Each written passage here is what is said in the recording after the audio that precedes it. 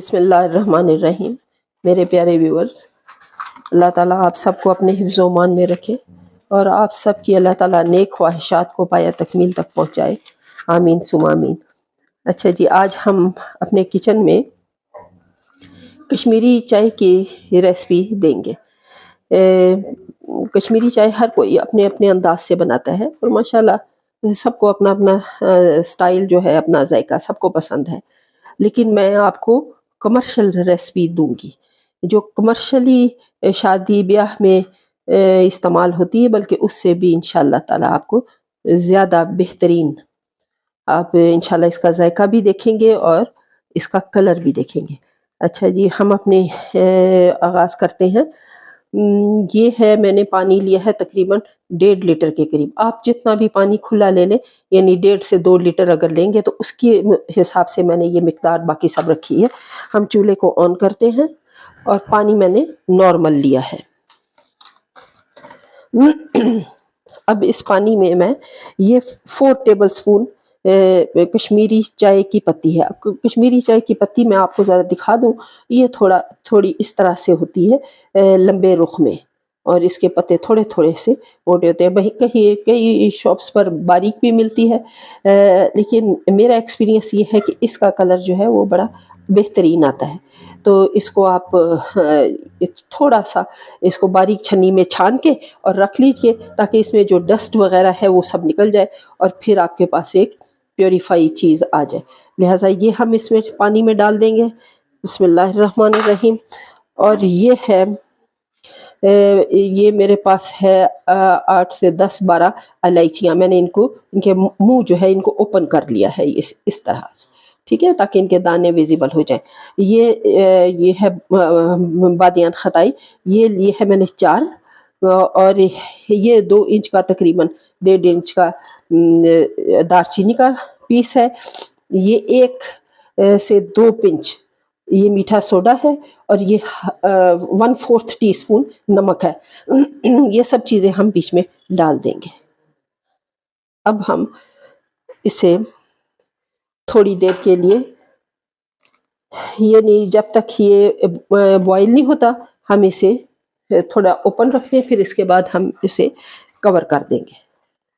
میں اس کو تھوڑا سا ہلا دوں تاکہ یہ پتی جو ہے وہ پانی میں ڈوب جائے اور پھر اچھی طرح سے یہ بوائل ہو جائے۔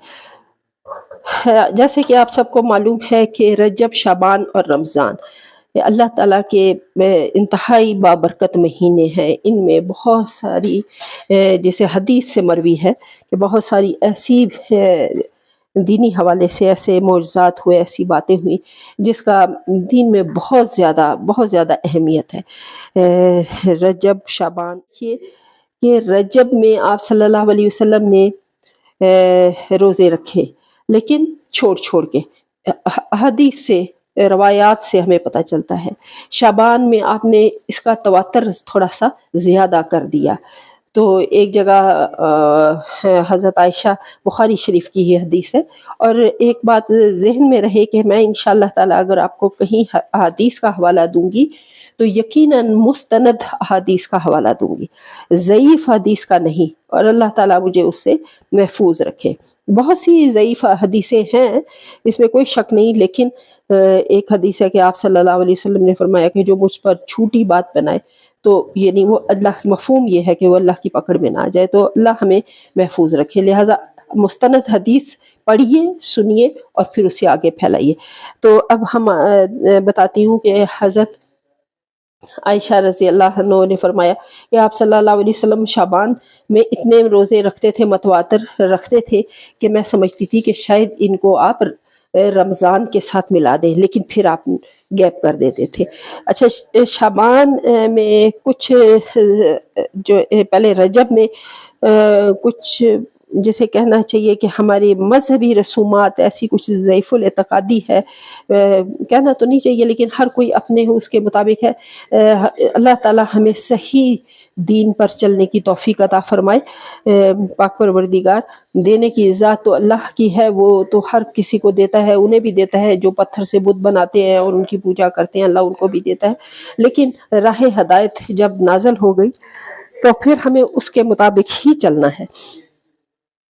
تو آپ صلی اللہ علیہ وسلم نے رجب، شعبان اور رمضان کی اہمیت کو بہت زیادہ واضح، 3 مہینوں کو ویسے تو اللہ کی ہر دم ہر وقت عبادت کرتے رہنا چاہیے، اس میں کوئی شک نہیں۔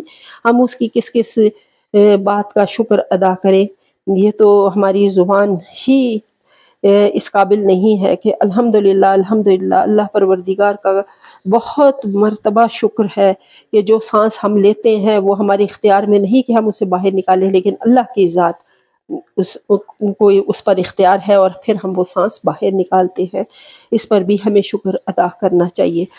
صبح رات میں سوتے ہیں، صبح اٹھتے ہیں، الحمدللہ ہماری آنکھ کھلتی ہے، ہمیں اس کا بھی شکر ادا کرنا چاہیے۔ تو اللہ فرماتا ہے قرآن میں، جتنا شکر ادا کرو گے میں اتنا ہی دوں گا، اور جتنا صبر کرو گے اتنا ہی زیادہ عطا کیا جائے گا۔ بہرحال میری بہنوں، میرے بچوں، میری بیٹیوں، گزارش یہی ہے کہ ہمارا جو لمحہ گزرتا ہے ہم جتنا ہو سکے اللہ کے قریب ہو جائیں بس۔ میں بڑی گناہ گار سی بندی ہوں، اللہ تعالیٰ مجھے معاف فرمائے، اللہ تعالیٰ کوئی تل برابر نیکی جو ہے وہ میرے لیے میرے بخشش کا سامان بنا دے۔ تو بہرحال کوشش یہ کرنی چاہیے کہ اپنے آپ کو نیک اعمال کی طرف، زبان کو، آنکھ کو، سوچ کو، ہر اس عمل کی طرف جس میں اللہ راضی ہو جائے اس طرف مائل رکھنا چاہیے۔ بتانے کا، پڑھانے کا، سکھانے کا عمل بڑا افضل ہے، یہ پیغمبری پیشہ ہے۔ آپ کتابوں کا علم دیں، آپ کسی کاریگری کا علم دیں، آپ ایک اچھی نصیحت کریں، آپ بچوں کی تربیت کریں، یہ سب جو ہے یہ جسے کہنا چاہیے کہ استاد کے عمل میں شامل ہوتا ہے۔ ماں باپ بہترین استاد ہیں، اللہ پروردگار کائنات کا سب سے بڑا پہلا استاد ہے جس نے حضرت آدم کو چیزوں کے نام سکھائے، وہ خود قرآن میں فرماتا ہے۔ تو لہٰذا یہ ہمیں کچھ بھی سکھانا، پڑھانا، بتانا، یہ سب اسی میں آتا ہے۔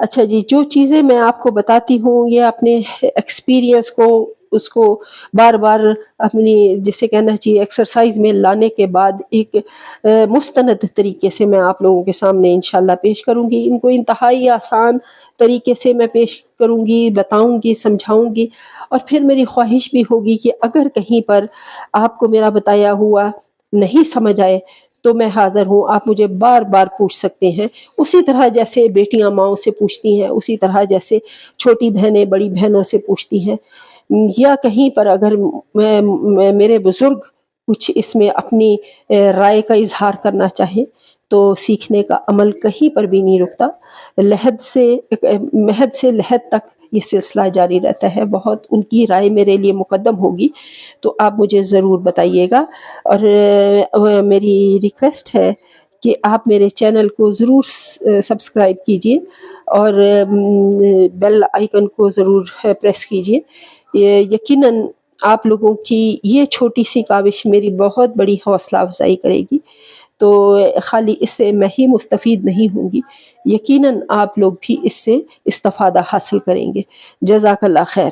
اچھا جی، یہ تھوڑا تھوڑا اس کو بوائل آنا شروع ہو گیا ہے، تو ہم اس کو میں آنچ ہلکی کر کے، کیونکہ پانی دیکھیے تھوڑا اب جیسے کہنا چاہیے جوش کی طرف آ رہا ہے، تو اب یہ چائے کی پتی بھی نرم ہو گئی ہے، اب میں اس کو تھوڑی دیر کے لیے آنچ ہلکی کر دوں گی اور پھر میں اس کو کور کر دوں گی۔ پورا کور نہیں کروں گی، اسے تھوڑا سا کور کروں گی تاکہ تھوڑا سا یہ اگر بوائل ہو تو یہ نہ ہو کہ یہ اوور فلو ہو جائے۔ جی ویورز، اب میں نے اس کا ڈھکن اٹھایا ہے تو الحمدللہ یہ دیکھیے آپ کو اس کا ہلکا ہلکا سا جو ہے وہ پنک کلر نظر آ رہا ہوگا، یعنی پتی نے، چائے کی پتی نے اپنا رنگ چھوڑ دیا ہے۔ اب یہ اسے میں ٹھنڈا ہونے کے لیے رکھ دوں گی۔ اگر ہم اس کو اوور نائٹ رکھیں گے تو یہ زیادہ بیسٹ ہے، اور ہم صبح اسے تھوڑا سا پھینٹیں گے، یوں ہم اسے پھینٹیں گے اور اس کا بہترین کلر جو ہے وہ نکل آئے گا۔ تو میں یقیناً آپ کو یہ میری ریسپی پسند آئی ہوگی، اور آپ انشاءاللہ جب بنائیں گے تو اللہ کرے گا انشاءاللہ آپ بہترین بنا سکیں گے۔ میرے سمجھانے میں، بتانے میں کہیں پر بھی اگر کوئی بات آپ کو سمجھ نہیں آئی تو میں خواہش کروں گی کہ آپ اپنے کمنٹس میں مجھے ضرور کہیے گا۔ جو بات آپ کو سمجھ نہیں آتی میں اسے بار بار سمجھانے کی انشاءاللہ کوشش کروں گی، تاکہ آپ اچھے طریقے سے ایک بات کو سمجھ سکیں۔ اب میں اپنی ویڈیو کا اختتام کرتی ہوں۔ جزاک اللہ خیر۔ اللہ تعالیٰ آپ سب کو اپنے حفظ و امان میں رکھے۔ میری نیک دعائیں آپ لوگوں کے ساتھ ہے۔ اللہ تعالیٰ آپ کے کھانوں میں، آپ کی محنت میں برکت دے۔ آمین ثم آمین۔